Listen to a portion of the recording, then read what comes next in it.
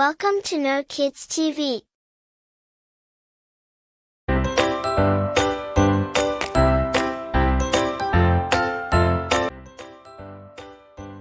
ইমান, তুমি মন খারাপ করে বসে আছো কেন? আনিসা, আমি আজ আমার বই হারিয়ে ফেলেছি।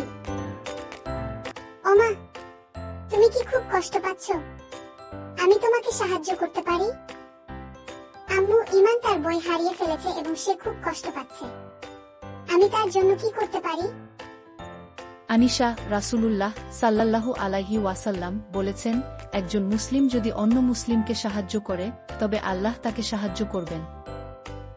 আম্মু, আমি ইমানকে সাহায্য করব।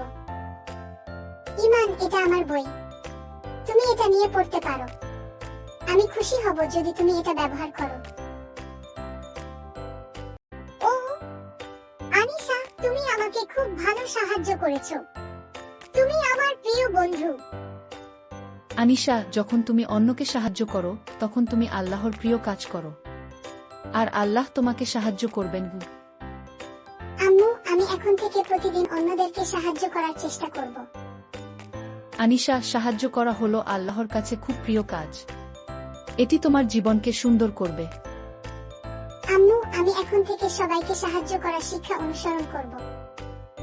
পবিত্র কোরআনে আল্লাহ ইরশাদ করেন, তোমরা অন্যদেরকে সাহায্য করো, আল্লাহ তোমাদের জন্য সাহায্য নির্ধারণ করবেন। সূরা আল মাইদা। আজ থেকে তুমিও প্রতিদিন অন্যদেরকে সাহায্য করার চেষ্টা করো। এটি আল্লাহর কাছে খুব প্রিয় কাজ। যখন তুমি অন্যকে সাহায্য করবে তখন তুমি নিজেও খুশি হবে এবং তোমার চারপাশের মানুষকেও খুশি করবে। আর মনে রাখবে, ছোট ছোট কাজের মাধ্যমেও আমরা আল্লাহর প্রিয় বান্দা হতে পারি।